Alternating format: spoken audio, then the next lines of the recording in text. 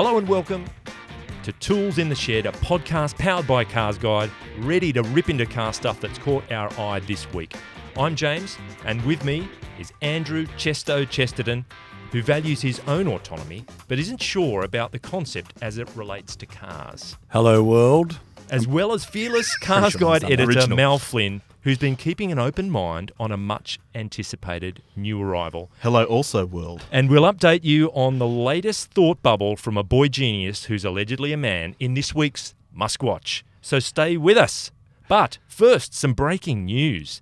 Honestly, Prince Philip, 97-year-old man, married to a certain person in the UK. Who has a crown. It's Queen Elizabeth II. Yep. Involved in a two-car crash overnight near the royal estate at Sandringham. At the wheel of a Land Rover Freelander, so it's not exactly a new vehicle. Not injured, did not go to hospital. What a legend. Obviously, Tony Abbott's knighthood has stood him in good stead through this entire episode. Propped him up. It's I given think him that extra star it of kept safety. him going. That was the deal with the devil he needed, I think. But, pretty handy bone density for a 97-year-old person to be at the wheel of the car, taking some... And then Absolutely. for those watching and listening on YouTube, we'll have an image which we hat tip to the ABC of the Freelander on its side. It's a fair old bingle. It's a pretty big ding, yeah. I'm no royal watcher, but in recent times he's retired from public life. Everyone was concerned that he wasn't going to rock up to the royal weddings, and Yeah. did he? They're always saying he's on his last legs, but here he is driving a car on its side. Well, there was a news story that got reportedly a lot of ground relatively recently that he was dead, and he had to come out and say, no, that's an exaggeration. Perhaps this was just to prove it. I think the thing that amazes me the most about this is not only the fact that he's 97, but the fact the Queen's husband is driving himself around England. Exactly. Without any protection, not around the driveway of a castle. No men in black. And think about how Trump gets around in his bulletproof behemoth. Yeah. This bloke's just driving himself around. In a car that's at least 5 years old and the base model Land Rover. Yeah, sure. But when you're 97, 5 years old is almost nothing. That's virtually brand new by That's comparison. right. As a percentage of your time, that's why time flies as you get older. He's probably still working out where the start button is. Because a day, as Or a the steering percentage wheel. of your entire life, Yeah. is so much smaller. So a day just starts flying by. Good Whereas point, for a Rick. kid, it's a big, big chunk of their life. And Time flies by. Yeah. Earth, sky, that flies by. Land Okay. Rovers fly by. I'm uncomfortable with the issues that we're getting onto here. I think we need to get Opening back on track. can of worms. And well done to Phil the Greek for surviving that amazing episode. But Can I chuck in one final tidbit? Yeah. So another little thing I learnt this morning is that apparently he used to own a black London cab, which he used so he could... so he just secretly went out at night and Exactly. took a few fares and I'm not sure got- about the fares, got to, but apparently mix used with it as a ruse to drive around London Oh, really? freely, which that's cool. Imagine hailing Prince Philip. That's a He's different in fact take very, on the he's very geezer. modern too, Philip. He now drives Uber, as I understand it. So he's right, Yeah. he's Oh, right Great. up with the time. I wonder what yeah. his star rating's looking like today. Yeah, he's got the knowledge. He knows the knowledge. entire He place. knows the area. Yeah. It's progressive. All right, so He's known for his progressiveness. speaking of knowledge, we now have some on a vehicle that was teased to death. We'd been waiting People in this forever. room have driven People it. in this room have had a steer. Tell us, Mal, what are we actually talking about here? The Toyota Supra, Yep. which in Europe is being known as the Toyota GR Supra, and it's got multiple badges in the boot saying Yep. Toyota. Anyway, but So, so gives this you week racing. we've Yep. finally seen it, and we finally had confirmation of the mechanical package. Packages. Isn't it just one for now? No, I think there are two, are there not? There's 2 4-cylinder options, Yeah. but I From think launch? at the moment only the 6 is confirmed for right. us. Yeah, we all Yep. know that it's getting a 2-litre 4. Yeah. Okay. But I don't think we know kilowatt figures and stuff for the 4, do we? We do, my friend. Ah, and not only that, but I have them right here. But Andrew's go done on. his research. Continue on, Thank Mal. you, Andrew. So, so we know that it's going to have the 250 kilowatt 3-litre Turbo 6 from the 40i models. Which is pretty handy. the BMW 40i models. Yep. And the ZF 8-speed. Mhm. Now, I don't think that looks surprising at all, given how much we've seen of it disguised. Yep. And, it was clearly a finished car underneath. It wasn't a padded disguise. It was just camoed up with thin veneer of wrap. Yeah. But it's always interesting to see it in its kind of nakedness. Yep. And it's been a bit polarising. Well, the other thing, it's bulging, things jutting out here Yeah. and there. It seems very busy to my eyes, and Yeah. that's just not my cup of tea in terms of the way it's been treated. But I was looking on Jalopnik, who crawled all over the car on the show stand, in and Detroit. they found the number of fake vents on the car. You know, fake vents are a blight on the world. This thing's chock full of them. So a lot of this is just kind of styling. Now, the engineer did say at the launch of that car, the drive of the prototype, which wasn't really a prototype, it was just a camouflage finished car, but he did say, yes, the vents are ornamental, but he did say, in his own delicate way, watch this space. There may come a time in the future where when they they're may less be ornamental. real. So the one on the Gotcha. door that is quite slim compared to the concept, which now that we've seen it at the camo, it's created by slapping a big slab of plastic on the door. Sure. That to me reeks of this is going to be a bigger gap in a faster version. So, Okay, fine. which I don't know what they're going to call it if this is already the GR Supra, but Correct. yeah. Well, let me circle back to that earlier question. So the two four-cylinder options, both the same engine, of course. One good for 190 kilowatts, one good for 145 kilowatts. But of course, we've only driven the six-cylinder car to date. Yep. The only other thing I'd say about this is I saw you guys did something the other day on the styling of that car, and it seemed to be less polarizing and more nobody really liked it. Yeah. But just to throw a controversial viewpoint in there, I do like it. Right. I think it looks good. Okay. Can I add to that? I contributed that story and I said it's no oil painting or geranium, but it's grown on me since. Yeah. I now respect Yeah. it. You guys are soft. It's still not I mean- beautiful. Like tinea. It's great. I like it. I think it's Japanese. Look, it's Japanese styling, i.e. they've thrown everything they've got at this thing. There's swoops and vents and sharp bits and bulging bits and huge rear guards. But I don't know, something about it just works for me. I like it. Yeah. I don't know. To take the alternate view, I think they're trying too hard. That this is such an important car and there's so much focus on it. We've got to get it right for who the target buyer is. It's got to look muscular. It's got to look fast.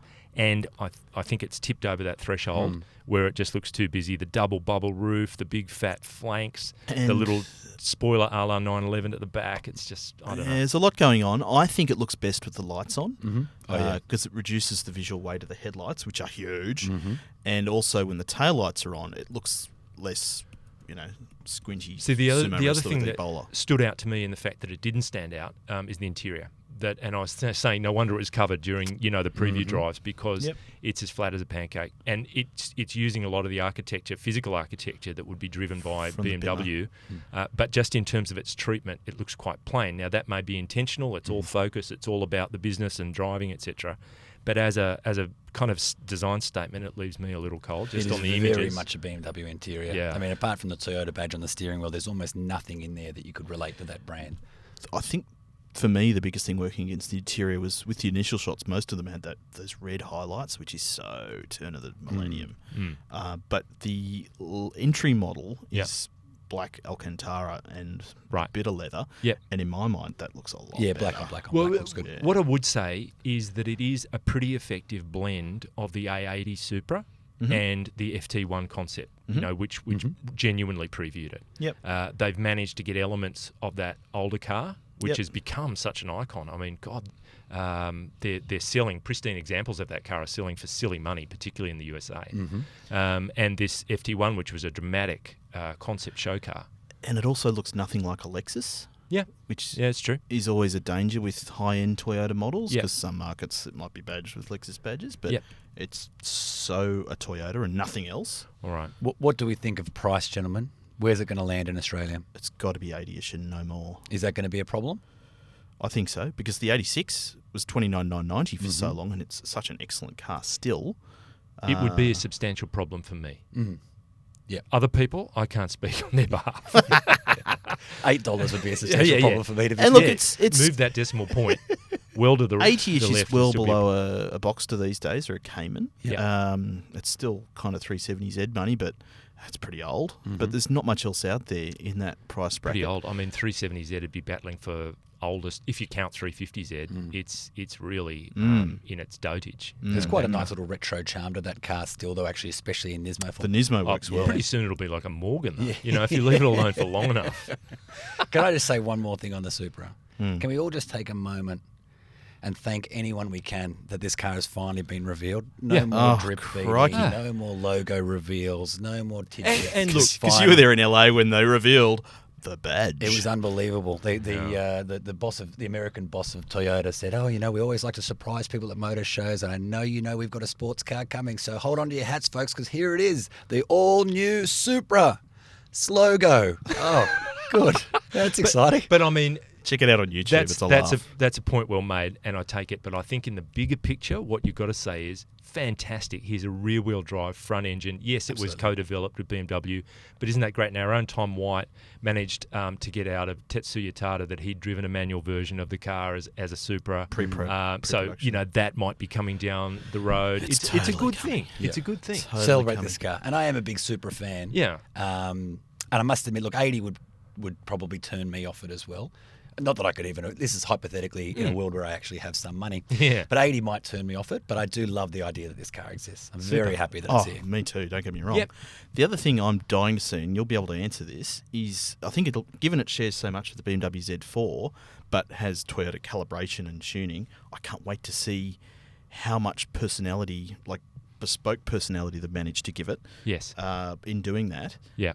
Compared to the Z4. Now, there's one person in the room who's driven the Z4 and the Right. Supra. Yeah, you got to leap on that. What are your thoughts on? I'll tell you what the most element? surprising thing about the Z4 was for me. I thought that would be the more sensible kind of option here. Right. And yet it is really enthusiastic, to put it one way, that car. It actually reminds me of the old 1M Coupe in the fact that it's just a little bit homicidal, the Z4. So it's Really? a bit brawnier. And really just brawny. generally Yeah. sharp. Very happy to step out at the rear, even with the traction set to a Sport Plus kind of mid-slip section. But that's you driving, right? Yeah, that part of that is You'd probably- be attacking corners at God knows what angle. Backwards. But it is probably the foot. Backing it in. But the fact that there's a sort of willingness to do that, I don't know, it's amazing. I really did think, when I approached that car, I thought, well, this will be the more sensible version of that Supra, which we drove on a racetrack, and it was all very fast and wonderful and fun.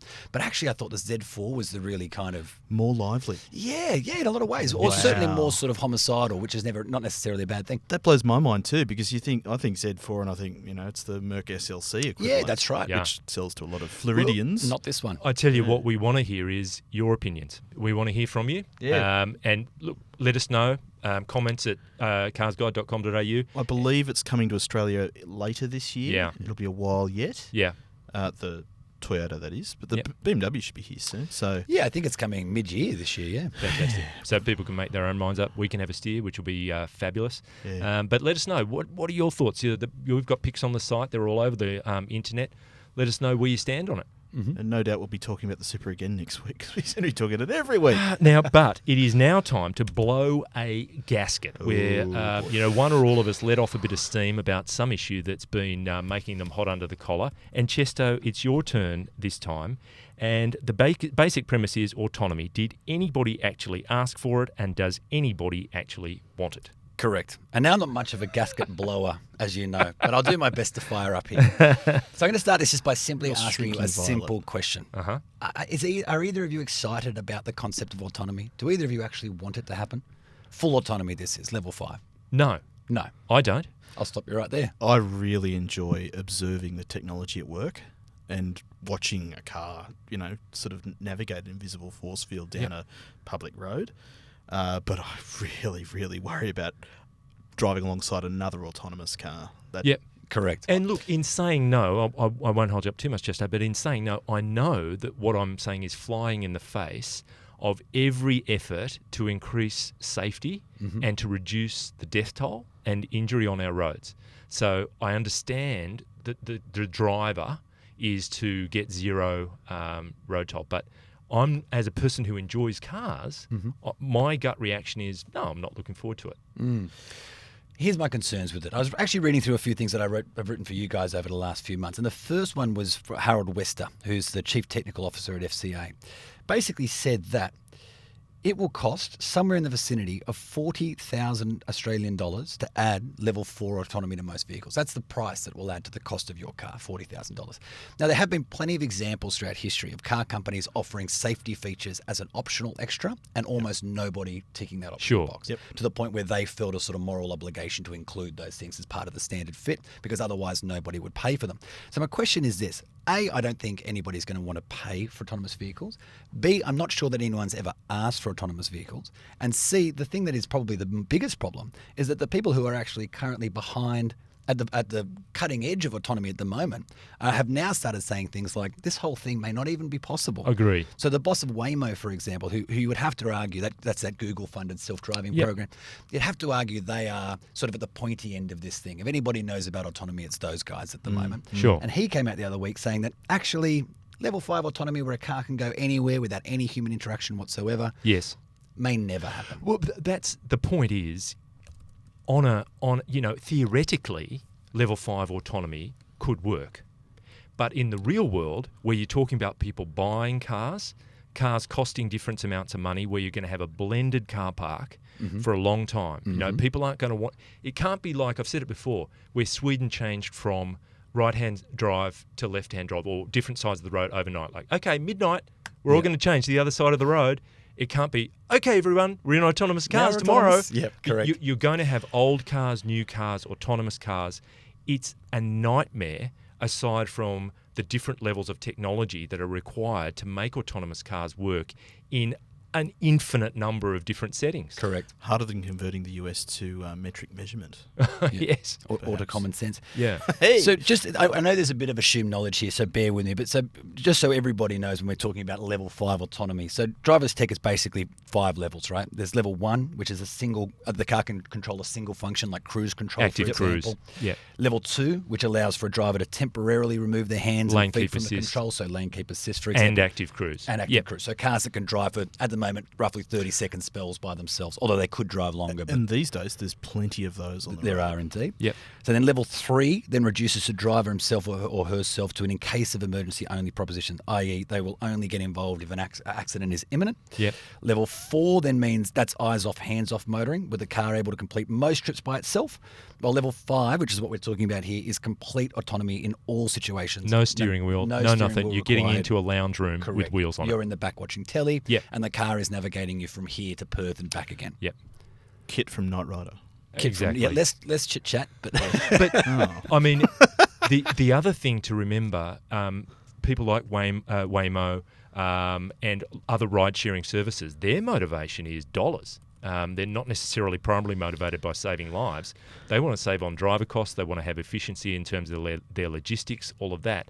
You know, is that something to be admired? I'm not so sure. Well, no. And like we've published a story about 6 months ago now, based on a study. I think it was by Kelly Blue Book, our colleagues in the States, that suggests that the bubble may have burst before it even really happens. Yeah. In that, as the public becomes more aware of the potential of autonomous driving, our faith in the technology is decreasing. Yeah. So Absolutely. if no one's trusting it, Yeah. And it's a how steep could ask. you? I mean, I mean, we are so many years away. So, Mr. Wester from FCA suggests it'll be 2025 minimum before we even start looking at sort of true level 4, level 5 autonomy that can be rolled out on a broad scale. Some people think it's even further Further than out. that. Absolutely. But 50. the technology is so far away from being anything. And near. you've got layers of complexity on top of one another, in that you have the technical challenge of allowing cars to recognise one another and react accordingly at speed. Now, you may have that in the sense that cars are actually talking to one another or not. But then you've got the topography of the landscape. You know, you've got bends, dips, trees, Absolutely. all of that. Then you've got philosophical kind of questions. Who's going to program the moral code for collisions and when a car has to make a decision on its own? All of that is fraught is with one child more valuable than So that is all actually nightmare. people? that's my favourite autonomous question. So somebody somewhere will have to program the car to say, I have if I'm driving across a bridge and a bus cuts in front of me and it's filled with school kids and I'm going 110 kilometres an hour, for example. The car has an option. It can either crash into the bus, potentially costing the lives of the people Kids. on it, or it can hook a hard left over the guardrail, plummet to the ocean you die. below, and Take take you you out. out. Now, you are, of course, the preferred option. That's the lowest amount of human life that could possibly be lost.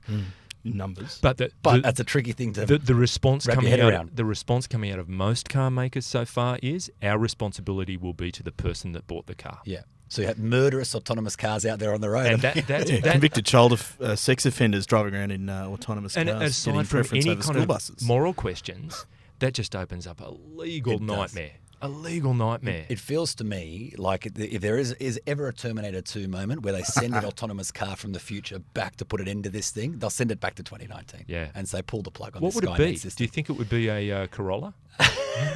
An autonomous car from the future. Would it be a Corolla? Yeah, possibly. Maybe it's a Hummer. That's a whole nother podcast. It is. A big Hummer, that'd make sense. It would. Except to be coming from the past for a It Hummer. would, maybe. With Arnie on board. So can I pose a question It's to a you, production Model listeners, 3. then? Tell us. So that's our view on autonomy, or certainly my view on autonomy. What's your view? Is this something you actually want? Is anybody asking for this technology, or is it being sort of forced upon us? You tell us. And tell us if we're completely mad too. And look, the other thing is whether or not there's the demand is just such a pertinent question. What if all these cars are made, technological leaps happen somehow, but no one wants to buy them? You know, if it's got to be demand Or as well as simply supply. won't pay for them. Yeah. We know. I mean, like the most relevant example I think is electric cars. We know already that people will accept electric cars, but not at the prices that they need to pay for them. Yeah. So if you're in Los Angeles, for example, or the another level of American convenience. state where there's huge amount of government subsidies for cars that lower them to the price of, or even lower than their conventional petrol or diesel powered equivalents, people will sort of trial a new technology. Yeah. But anywhere where that doesn't exist, Australia being one example, that people will not spend the extra money. There's another layer as well. Think about different car brands and their approach and how it impacts their reason for being. A mass brand, fabulous. Okay, that's right in our Agreed. target zone. An exotic sports car, why on earth would we want to encourage autonomy? Exactly. Our cars are bought for driving enjoyment. They may be a statement of wealth and all of that stuff, but at the heart, these are meant to be driven. Correct. So even if you could do the magic flick overnight and get everyone in autonomous cars, your Lamborghinis and Ferraris and Aston Martins are going to go, hold on, Correct. we want to remain in business. And doesn't that then disrupt the whole autonomous network? Absolutely. How does BMW M, for example, or Mercedes AMG embrace this idea of a steering wheel free car? Doesn't make sense. No. Lamborghini. But there is one Exactly. perk. Open your scissor doors to sit in and have a read. Yeah. Correct. There is one perk that we talked about yesterday, and that this is one cool thing that somebody suggested to me, and I do actually think would be quite cool. So imagine, for example, you buy, for argument's sake, the Giulia QV, right? This is the Go Fast Alfa Romeo sedan. So you'd Quadrifoglio. I think they're going with these days. So you drive it to pick it up, you rent it, let's say, from Frankfurt Airport. You drive it straight to the Nürburgring. As soon as you get there, you pre-program in that Nürburgring setting lap of the track in autonomy. You hit go, sit back, fold the arms, and get taken on what might be one of the great hot laps of our time. Now, that would be a cool function. But I think But you'd be spending the whole time going, oh my God, I can't believe I'm not dead. Yes. That's what I'm always doing on a race track, whether I'm driving or not. I like when you get back. It's great. because that to me, I completely understand where you're coming from. Just personal point of view is that hold about as much appeal as autonomous car racing. You know, the cars that don't have a driver, that are able to read the track and relate with one another. And I just, there has to be like some watching kind of the human extras in element. video Human games. interaction with it. What's that? It'd be like watching the extras in video games. Exactly. Like the programmed traffic that just goes, No, and I'm speaking from a particularly biased point of view because I've loved cars all my life, and barring some catastrophe, I will continue to. Yeah. And others don't care. It's very much a white good that gets them from A to B. So different audiences. I know we're running out of time. Sorry. I would love to be able to sit in a car and read between Sydney and Canberra. I hate that drive. What would you be reading? Probably a car magazine. But I wouldn't be driving that bloody Hume Highway stretch. I actually wonder, I did that drive just recently to Kosciuszko and back. I actually wonder if that wouldn't be more boring. At least driving, you're engaged in some kind of distraction activity. How often have you done that drive? When I lived in Melbourne, I think I did it from Melbourne to Sydney by car at least twice a month. Okay. And it sucked. Yeah. I mean, it really sucked. Do you know? I used to do it every week to Canberra, and I know every crack in that damn pavement. Every sign, oh look, there's a big apple signifying an orchard. You know, there's the Just War so you know Memorial how and tall Sorry. Mount Kosciuszko is? Pardon? You know how tall Mount Kosciuszko is? I can 22, sense it. 2,229 metres. You know how I know that? How do you know that? It's the postcode for Carrying Bar. Ah, there you go. Because I was with a photographer, Mark Bramley, one day, and we were at Mount Kosciuszko photographing some cars. And I said, how tall is Mount Kosciuszko? It's 2,229 metres. I said, how do you know that? It's the postcode for Carrying Bar. It's where I grew up. I said, Mark, I've just learned two things that I'll never forget. The height of Mount Kosciuszko and the postcode for Carrying Bar. And then we were in one of the information villages down in Thredbo. Mark, this map says 2,228. He goes, Miranda Fair. Wowee. Anyway, Two very important pieces of information you'll keep with you forever. now we're going to move on to just briefly what's in our garage, what we've been driving during the course of this week. And I'm going to kick it off with you, Chesto, because it's quite a beast that you have the keys to. So this is kind of, if we're talking about autonomy and electric vehicles, this is... Antithesis of that. Could not get further away. So I've got the Grand Cherokee Trackhawk at the moment. 6.2 litre Hellcat supercharged Hemi. 522 kilowatts of power, 868 newton meters. Just slow down, 522. Ridiculous. Just ponder that for a while. Yep. So this huge behemoth was screened to 103.7 seconds. I mean, that is unbelievable. Yep. And I got to say, I put a little bit of that acceleration to the test last night. Yep. It is the first time in a long time where it is actually a little bit frightening because it is such a big thing. There are parts of your brain screaming at you that this thing should not be going this fast. But, I went to the launch of that at Phillip Island, so fanging that thing around Phillip Island. Of all places to launch a Jeep. I think its primary purpose is the person who's bought it gets all their friends and family, that's loads them on exactly board, right. gets the launch control fired up, Correct. put the car away, job done. It should come with a standard GoPro facing back into the cabin. Exactly. And so that'd only cost you about $10 in petrol, which I is know. pretty efficient. Yeah, if that's fuel all you're using efficiency the car doesn't matter for. at all. It's just to show off, Correct. and it's huge fun. Correct. And I got to say, look, You didn't drive that to Kosciuszko, did you? no, most certainly not. I've still got a shirt on my back. No, you couldn't afford the fuel bill. I mean, it's thirsty. It doesn't make a whole lot of logical sense. But as car people, I celebrate that car. Yeah, same I'm here. so happy that it exists. It's an the American closest thing we're going to get in AMG. this lifetime to a Hellcat. To a Hellcat. Yeah, absolutely. 700 horsepower, supercharged. When you think about the 6.2 litre V8. G63, it's the same vein that's 100% being right. tapped. In fact, It doesn't make any logical sense. I saw It's the just for fun. G63 yesterday. As I was picking this car up, the G63 was right alongside. And it was this moment of like, here are these two absolutely nonsensical SUVs. Ludicrous. And yet I love them both. I just love that they're there, that someone's done it. And I love the American approach. I'm not saying, what should we do?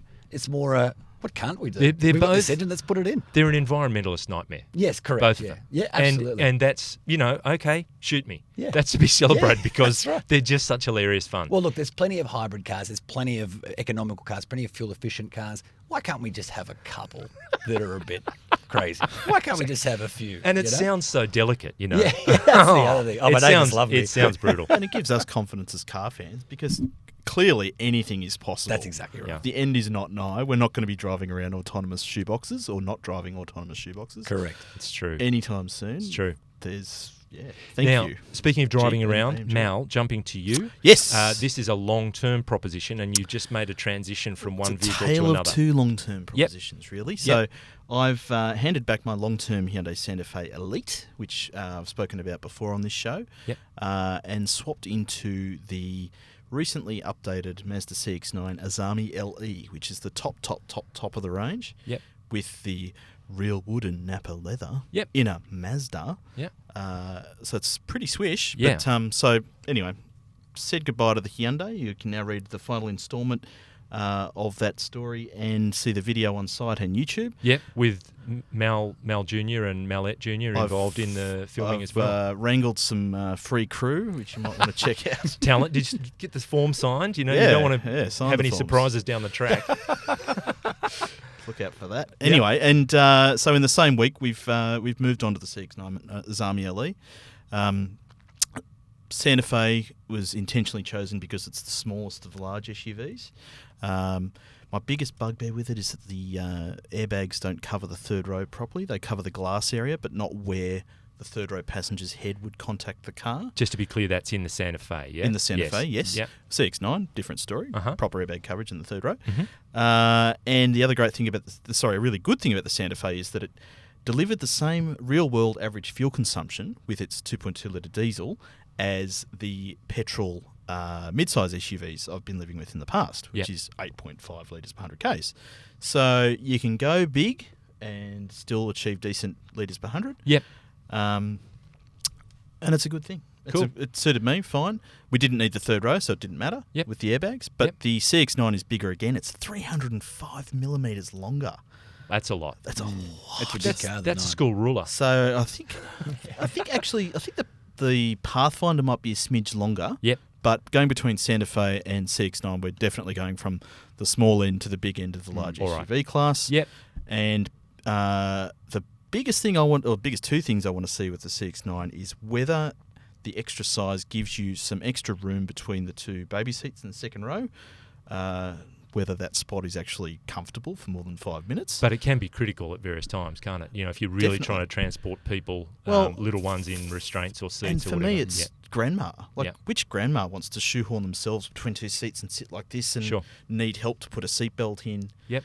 A lot of people do put their grandmother in the front seat. Whereas in the back then. No, Clark Griswold puts his on the roof. Yeah, that's right. She can't win. Not every cut or shotgun every time. Yeah, exactly. No. You got to be fast. All right. Well, look, moving along. Talking of it, one final thing. Yep. I'm a big fan of the CX-9's 2.5 litre turbo petrol engine. Fantastic engine. Really cleverly designed for purpose.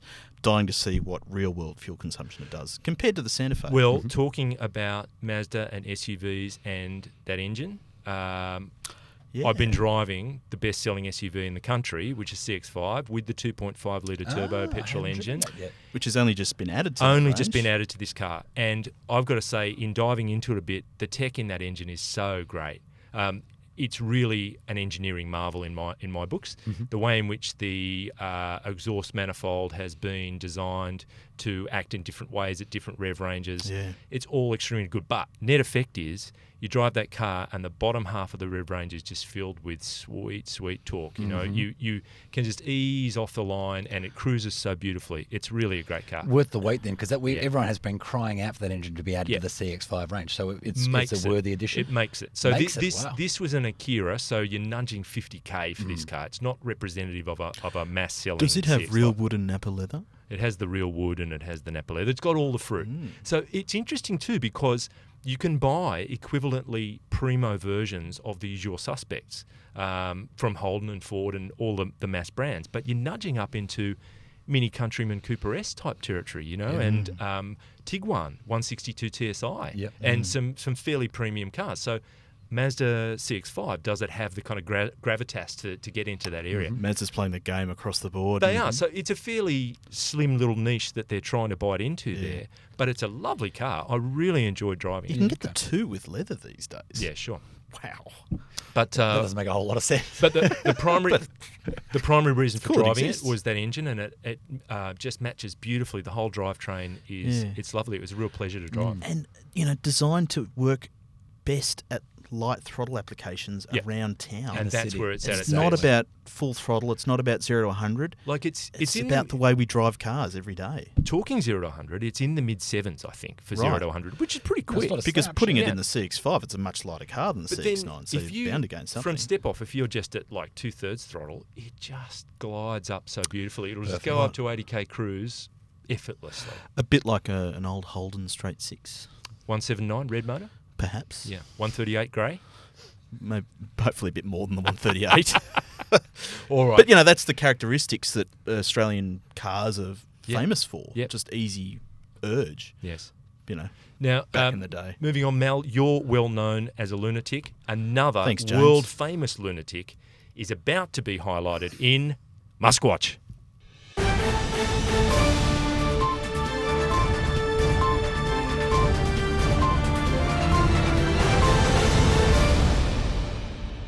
Right, so, interesting news. Former Greens and now independent member for the New South Wales Upper House, Jeremy Buckingham, has been on the Twitters to Elon about a 50-kilometre tunnel through the Blue Mountains, part of that localised bump otherwise known as the Great Dividing Range. Now, we're talking Lithgow to Penrith, roughly, and the dear leader responded immediately with a back-of-napkin quote for $800 million US, which is about 1.1 billion Australian dollars. Does he know it's sandstone he's drilling through? Look, no, he does not. By definition, he does not. So 15 million per kilometre, and 50 million for the infrastructure to provide a recharge station somewhere in there. So Jez is going to run it past New South Wales Premier Gladys Berejiklian. We'll see, and he said he'd get back to Elon. So a former Green wanting more cars, albeit electric, on the road, and a tunnel through a World Heritage listed area, contacting a billionaire boy genius via Twitter. Is there a New South Wales state government election coming up shortly? I think there might be. I think it's in a couple of months. And you know what? It kind of makes sense. I wouldn't be surprised if Uncle Elon fancied himself as a bit of a modern-day Blaxland, Wentworth and Lawson. Look, that was a big thing when they crossed the There were the Blue various Mountains. people overnight saying, sign him up, get that deal done, because that's a it super written good down. price. Well, you should see the Lithgow residents I ride the train with that have been asleep for several hours by the time they get to my end of the mountains. Yeah. They'd be up for it. But we were talking about it, Chesto. Like the style of tunnel that the dear leader is talking about is where you come into a station, you're sent subterranean on a little platform, and your car has the guide wheels or whatever. It's a single car kind of deal. Oh, this is that Model X thing again. Correct. That's the quote for that. Well, So there's- and I'm sure what Jeremy Buckingham's talking about is a tunnel with multiple lanes and all that kind of stuff. So I think we're apples and oranges here. I wonder if Uncle Elon's Model X tunnel has any ventilation, given it's designed for electric cars. Well, look, no Good problems. chance, possibly not. That might add to the cost. Engineer and hydrogeologist Philip Pells, one of the senior personnel behind the Sydney Harbour and Eastern Distributor tunnels, said Mr. Musk's prediction was totally out of the ballpark. And that's a quote. He's out by at least a factor of 10 and up to a factor of 50. Dr. Pells, a tunnelling industry expert for 40 years, said. Right. Look, also, New South Wales Transport Minister Andrew Constance called Mr. Musk one of the great minds on the planet, but said the proposal isn't a reality at this time. Does anyone ask Clever more what she thinks? She'd be up for it. There was a great quote from Dr. Pells, I might point out, who said that I'm not trying to knock the guy, and then immediately knocks the guy. So he's not trying to knock the guy, but he is out of his league. Yeah. He's dreaming. This Yeah. is Alice in Wonderland stuff. And it is. The knocking's It's coming absurd. organically. Yeah, He's not true. trying. But I'm not trying to. It's just happening. To your point, Mal, is it sandstone? He has no idea. Geotechnical issues, Oh, crikey. World Heritage issues. It's madness. But we do live in a world now where political issues are approached by tweeting some random American billionaire saying, mate, can and you just fix this for us? more or less And- copying in the Premier. And the validity of them is gauged in retweets. Yeah, that's right. Yeah, absolutely incredible. So I was doing some reading this morning on this very issue. And so when they built the M5 tunnel, which is 9 kilometres, that original M5 one? East extension, on M5 Southwestern Motorway extension, 9 Ks it went for. It was built in December 2001. That cost 800 million Australian. That was 9 for 9 Ks. Ks. Yeah, right. And that's, 17 years ago. Correct. 18 years ago. And not boring through the centre of 50 kilometres worth of And a mountains. big tunnel. Yeah, and a big tunnel. That's right. So I think he might be just a little bit off with his prediction there, to be honest. Anyway, Or he's is on the record. tunnel like tiny submarine size, like the one in Thailand? Or Yeah, right. So how was that made? I don't know. Better get on the Twitters and find out, mate. I'll tweet That's it. where, I'll that's read, where it's all. go to the About Us page on the boring site. Anyway, on the more day to day for Tesla, our guide being the Bloomberg Model 3 production tracker, week just gone, 4638 units. That's up 40 on last week. That's so close. it seems to have plateaued at around that number since late October last year. And he was pushing for 5,000, wasn't he? That was the goal. That was the goal, and he was actually That was the saying that by pledge. August last year it'd be 6,000. 6,000, So okay. we're nowhere near that. On the up, but still under 5,000. Sure. Like the trajectory just recently has started to go up again. Okay. Look, they need to pack away the Christmas decos and get the Fremont wedding marquee jumping. They need to get on to build a few more cars. I still think it's incredible the way they've managed to sustain that over the holiday period. Yeah. Because Well, it's gone that's- through Thanksgiving as well. That's so true. right. There wasn't a massive dip during the Christmas New Year like period. the rest of society. That's Yeah. because Elon demands everybody works 80 hours a week. He says it's the only way to change the world. Have you seen that? Yeah, no, he sleeps in the factory Yeah, that's on a right. regular basis. Yeah, that's right. Dreams up tunnels. He must see Incredible. so much of his triplets. They must love him. All right, I think with that we have reached the finish line. Thank you, Chesto. Thank you. And thank gentlemen. you, Mal, and thanks to our producer, Marsden. Look, Thank you, everybody. if laughter was the best medicine, Marsden's reputation must be curing the world. And how many weeks to go, Marsden? How much longer are you with us? Two more. Okay, Two. well, let's start counting down the hours, not just weeks. It's heating up in here. And thank you for listening. Please get in touch and make this a two-way conversation. To have your say, good or bad, search for CarsGuide on Facebook and Instagram and use the tag @CGPodcast. Or email us at comments@carsguide.com.au. Anything you want, comments@carsguide.com.au. You can listen to and watch us on YouTube.